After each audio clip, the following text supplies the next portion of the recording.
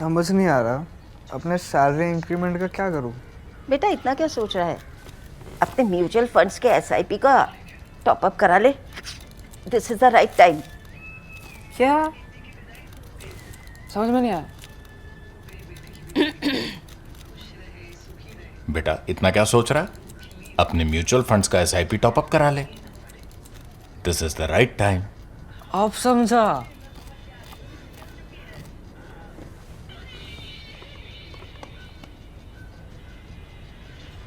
Mutual fund investments are subject to market risks. Read all scheme related documents carefully. Hello and welcome to The Print. I'm Snehesh Alex Philip. A lot has happened globally in the last 24 hours. Israel has carried out a strike on the Iranian gas field. A significant strike, which Israel had initially claimed was done after informing the US. Iran retaliated by carrying out a strike on the Qatari gas field. And now Donald Trump has said that he was not aware of the Israeli strike, that Israel had taken the decision to carry out the strike, and has now called for no further strikes. To understand where is this conflict really heading to, what we can expect, and when is this conflict really going to end, I have with me the Israeli ambassador to India, Mr. Reuven Azar. So welcome to The Print, sir. My pleasure, Snehesh. How are you? Thank you. I'm fine, thank you. Ambassador, the big question now, you've carried out a strike on the Iranian gas field. Well, not exactly. We carried a strike over a processing facility in the gas field. We are not attacking silos or the big installations of the gas or the reservoirs. Yeah. It was a targeted attack. Apparently, it was a gap that we had with the United States, but it's the exception. It's not the rule. But what Iran is saying that now it has opened up all energy infrastructure to further attacks. Now the result of the attack is that globally, the markets have taken a hit. Right now in India, as we sit here, global markets across have crashed. There's a fear that this is now going to escalate into a much larger conflict now than what it is already. How would you see that? Well, first of all, the decision of the Iranian regime to attack what they themselves call their friends, I think is something that is beyond any reason, that is just part of the usual aggression that this regime has been deciding to conduct. It's completely unacceptable. And it was condemned by the entire international community, including in the UN Security Council resolution only about a week ago. So the fact that Iran now is paying a price for their aggression against the state of Israel, paying a price for their decision to create two existential threats against the state of Israel and decide that they want to annihilate us, doesn't mean that they have a carte blanche to start attacking countries in the region. And that should be condemned by the entire international community. So, the big question that comes to everybody's mind is, when is this conflict really going to end? Because when it started, everybody thought it's going to be a conflict that was limited only for maybe a week at max. But now this is just dragging on, and now it is becoming bigger and bigger. It's affecting the world at large. And so by when do you expect this conflict to end? Because now you've killed the top leadership in Iran. You've now also killed, the intelligence chief, Lajani, who was the last remaining senior lord from the previous regime. So when can we expect the war to really end? Well, first of all, we have said at the outset that this is going to take weeks and not days. We are still, although we are pretty advanced in achieving our military goals, because we attacked thousands of military targets, both that belong to the production part and then the systems themselves, the air defense systems, the missiles. We are still hunting down launchers. You've seen that the number of launches that are happening from the Iranian territory have descended quite significantly. So this is continuing. And we did that because we wanted to move, as I said, to remove two existential threats: the the ballistic missile program and the military nuclear program. So this continues to be the aim. In addition to that, we said that we want to give the Iranian people an opportunity to embrace their future by degrading the capabilities of the mechanisms that are oppressing them, mainly the Basij. So we are continuing to do that. Not only that we are doing that, is that our access into the mechanisms of this regime is getting deeper, is increasing as a result of our effort, because we are getting more and more cooperation from patriotic Iranians that are opposing this regime. So all in all, the trajectory is quite good. We are going to achieve at least the significant debilitation of the capabilities of this regime to threaten us. And hopefully, we are going to open the way for some kind of change in the regime or regime change in the future. We don't know when. Now, I realize that there are repercussions. Of course, there are repercussions. But first of all, we had no choice but to do it now because the Iranians were going deep into the underground to make themselves immune either from Israel or American attack. But the second thing is that these repercussions are nothing compared to the repercussions the world would have faced, and especially the region would have faced, if the Iranians would have been allowed to develop a military nuclear arsenal and tens of thousands of ballistic missiles and hundreds of thousands of drones. Because then we would all have to live under this shadow of extermination that is constant, and the repercussions for the energy markets, for the stability of the region, for the prosperity of the region would have been huge. So actually, by defending ourselves, we are giving a big service to our neighbors as well. And believe me, our neighbors are also very worried from the Iranian threat. So I think that as much as we are successful together with the United States, this will make the world much safer for the medium and long term. So, Ambassador, last year there was a series of strikes. There was a conflict. It was a limited conflict, and I remember in June, both Israel and the US had claimed victory and had said that they had destroyed the nuclear capability of Iran. Right? Within months now, again this whole nuclear thing has again come out. So, what really made you carry out an attack this time, and also carry out an attack killing the supreme leader himself, which was not the case last time. Last time, right. You had said that we are not going to militarily Look, target. we are trying to use the minimum force that is needed in order to try to create change in the situation. What happened back in June is that we had specific intelligence that was presented to our decision makers, and we shared with our American friends, that the regime decided to sneak out a nuclear weapon. They were actually working on a device that would allow them to detonate nuclear bombs. So we had no choice but to operate in a very pinpointed way. It was a limited operation that took 12 days, in which we basically neutralized the access of the regime to the fissile material and to the project of production of the device. And we also hit some targets that had to do with air defense and several elements of the ballistic missile program. What happened now was that it's two things. First of all, as I told you before, that they made a decision to bury everything to the extent that they will become immune. We couldn't allow that.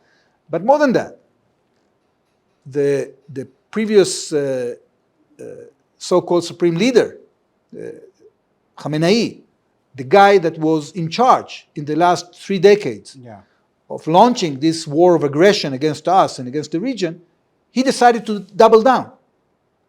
He didn't get the message and came back to his senses in the context of, de-escalating this conflict. Not on the contrary, he was doubling down. So it left us no choice but to attack again. Okay. So, we all have the, luxury of a hindsight. Now, you've spoken about, Ali Khamenei, the senior Khamenei. You've killed him, right? He's dead. Now, he's been replaced by his son, who's now the new supreme leader. And from whatever that I hear and read, is that he's supposed to be a much stronger hardliner than what his father was. And he's a man who's lost his wife, who's lost his father, and who's also lost a child in this present conflict. So, in hindsight, do you think it was a wise decision to take out the entire leadership and bring in a leadership which could very well be a bigger hardliner than what the previous regime was? Look, taken into account the nature of this regime, I think it was only natural to expect that they will seek this path of doubling down when it comes to their ideology and their intentions. But it's something that we have to deal with. First of all, as I told you, because of the windows, we had no choice but to act. But also, because at the end of the day, our penetration into their regime is getting, as I told you, deeper and wider. That we can see. And we believe that decapitating these extremist criminals that have been only not trying also only to kill us, but to kill their own people, massacring tens of thousands of Iranians only a few weeks back when they demonstrated. By doing that, eventually we will be able to get into a situation either that there is a change within the regime and somebody at the end of the day finally gets to the conclusion that this dynamic is not working for the interest of the Iranian people, or that the Iranian people will rise up and replace this regime. So we are doing our best because we don't want to be in a situation that we have to strike Iran time and again. We are not in the business of perpetual war. We want to create change. By the way, we've been trying to create change in the last few decades when we engaged time and again, not directly because the Iranians were refusing to speak with us, but with other players in order to convince Iran to finally disassociate themselves from this agenda of extermination and engage with the world in a more positive way. But we failed. So what is the alternative? You cannot, knock your head against the wall time and again, trying the same thing that failed before. You have to try something new. So we are trying something new. So the try something new was this was taking out the leadership, Yes. and carrying out the strikes. Yes. So, Ambassador, just to be the since you mentioned that you would want people to rise up and have somebody else at the top, right? Do you have someone in mind? Do you have some people in mind that you think are the right people? Well, we are who not can going help? to engineer Iranian politics. It's not our role.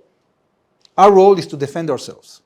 Our role is to try to promote and to incentivize the Iranian people to embrace a better future. It's up to them to decide who they want to promote to that post, who they want to elect to promote their interests. It's not easy. It's not easy because it's very difficult to rise against this gang of murderers, people that are willing to use their not just nuclear weapons or basic missiles, but AK-47 to kill their own compatriots. It's something that is very difficult to grasp. It's not happening in many parts of the world, but it's happening there. It's very challenging. I wouldn't underestimate the situation. We sympathize with the people of Iran. We think we have a lot in common with them. This is an old civilization. We have a relationship of 2,500 years with Persia. Yeah. And we wish we will get to a day in which these radicals will finally be removed from power. While you're fighting, you started this war, and you say that this is for your own survivability. Israel often talks about the fact that Iran has that time clock there, which Yeah. is a countdown for the destruction. Quite amazing, right? Yeah, which is the countdown for destruction of Israel. But specifically to this particular conflict and this round, you had the US entering in because US initially said that Iran was about to strike, right? And that's the intel that it had. And later Donald Trump said that that is what he was informed. Maybe it was not the right information. And yesterday only, you had the American counterterrorism head resigning, and you would have seen the letter that he felt that it was Israel which forced this conflict. You also have voices coming out from the European countries. They're maintaining what I would say is a neutral position. They are not overtly coming out in support of Israel. How would you read this situation? And where is this headed? Is Israel losing the popular global support? First of all, people sometimes have the tendency to exaggerate and overestimate things that shouldn't be overestimated. This guy that was sacked was heading a small intelligence agency that is one of, I think, 17 intelligence agencies that Americans have. He was about to be fired anyway. His direct boss said that, she has lost trust completely in this person. So I wouldn't trust that to be a major development in the American decision making. When it comes to the Europeans, look, I think that the Western European countries are a bit entangled in their own problems. They have been sending mixed messages because on the one hand, they have said publicly that they support the degradation of these existential threats of the regime, and they have been condemning the overreaction of the Iranians and their targeting of their neighbors. But on the other hand, they are not willing to give a hand to the United States, either because they don't think it was done the right way or for any other excuse. I think that at the end of the day, they are missing the point. The point here is that the international community has a clear interest to get this regime to change course, and if not, to debilitate it significantly so it cannot pose a threat over the region, over the energy markets, etc. And this is what we have to concentrate in. Look, we are not here in this business to win a popularity contest. We are here to survive, okay? This is an existential war for us. Of course, we will always try to do our best to convince our friends, our neighbors, our partners. This is the reason that I'm speaking to you right now, because we respect the opinion of the Indian people, we respect the concerns of the Indian people. And no doubt there are repercussions as a result of what we did. But I think everybody should think about the wider context and about the threat that was looming not only on us, but also on the prospects of the lives of 10 million Indians that are living in the Gulf, in the prospects of the expansion of the Indian economy and Indian interests, and the implementation of the vast set of agreements that India has signed with major blocs of trade in the world that would make West Asia even more crucial to the movement, not only of merchandise, but the movement of people, the industrial cooperation, the defense cooperation, the infrastructure cooperation, every aspect of life. That wouldn't, the potential of it would have been significantly undermined by this radical agenda and the terrible capabilities of weapons of mass destruction, the proliferation of weapons of mass destruction that we've seen coming from this regime in the last few decades. So I think that what we are doing is not only giving a service to ourselves, I think that we are promoting the interests of many countries in the region that do not want to see this kind of threat, menacing whatever they want to achieve when it comes to development and prosperity. When it comes to this particular conflict, you mentioned about India. The Indian Prime Minister was in Israel just days before the the war actually began. And India, the relations between India and Israel have always been good, but under the current administration, it has become more public in nature, right? And even on the strikes, India has maintained a diplomatic stand. Well, some would praise the Indian stand, some would criticize the Indian stand. But right now, India faces a crisis, and it is now in talks with Iran, right, to facilitate, the movement of vessels from the Strait of Hormuz, right? How would you see this India's relations with Iran also? And again, connected to that, when you planned this conflict, didn't you think that the Strait of Hormuz could be shut down? And what was the alternate plan that Israel and the US had in case if this strait is shut? This hasn't been playing out yet until the finish line. We'll see what happens with the Straits of Hormuz. I think that everybody took into account the Iranian threats, but I think that the Americans haven't yet said their word regarding where they want to see this thing going. We'll have to wait and see. If you could explain, I didn't understand that. If you could just explain. Well, we haven't, the war is still ongoing. I think that when it comes to the Straits of Hormuz, the United States will make a decision to what extent they want to be involved in trying to prevent from the Iranians of deciding, who is going to pass and who is not going to pass. When it comes to India, India will promote its self-interest. I don't have to advise India what to do. I think that they are well capable of dealing with any country, including the Iranian regime. But what I'm not losing my focus on is in the fact that we have not only made our relationship more exposed, we have upgraded this relationship in a very substantial way during the visit of Prime Minister Modi to Israel, because we've signed 17 agreements, not including the agreements we signed in the security field, that are going to set up the mechanisms that are required in order to expand our defense cooperation and include many sensitive fields that we haven't been including in the past. These are going to give us the tools, both to Israel and to India, to deal in a much better way with the security challenges that we have, each one in their own domain. But I think it's a very mutually beneficial relationship. And thanks to the leadership of Prime Minister Narendra Modi and Prime Minister Netanyahu, who are really taking it to the next level. And that's one one of the last two questions that I want to ask you about.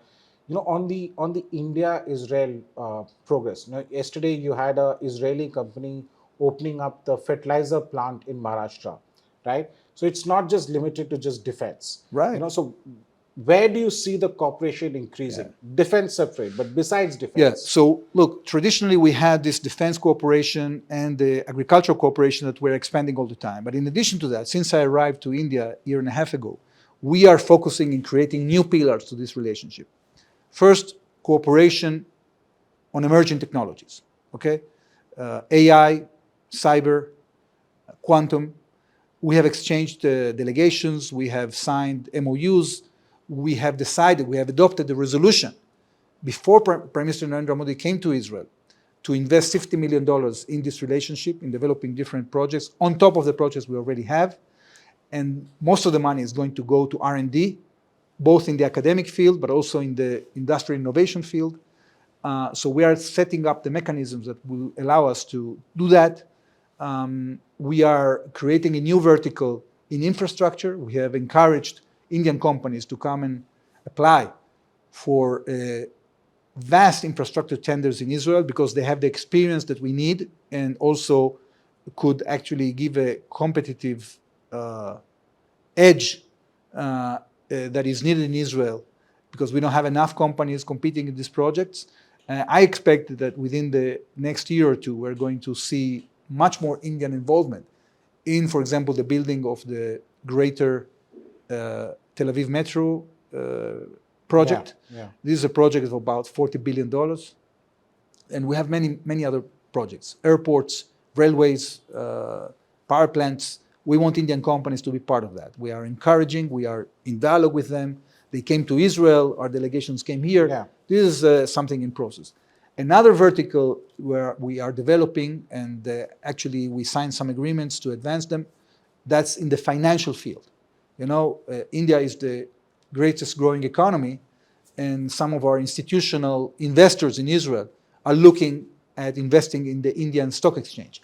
So we signed an agreement that would allow more direct cooperation and direct transactions that haven't been possible so far between the stock exchanges, et cetera, et cetera. So we have a very, very robust plan. And now, after our bosses made the effort to sign all these agreements, we have to execute them. So I have a huge responsibility as an ambassador to make sure that everything that we committed, that we will deliver, that we will have the counterparts on the Indian side that will cooperate with us in order to implement all the things that we are planning. And I expect that by the end of my tenure here, the nature of the relation between Israel and India will completely transform. And we are already calling it a special strategic partnership. Special strategic partnership. You've been the advisor on foreign policy to Prime Minister Netanyahu. Am I speaking to the next national security advisor of I don't know. Israel? We'll wait and see. we'll wait and see. But thank you so much, Ambassador, for speaking to the print. And while the war continues, I just hope and pray that this war ends soon and brings normalcy to the region as such. But thank you so much, Ambassador. My pleasure. Thanks. Thank you.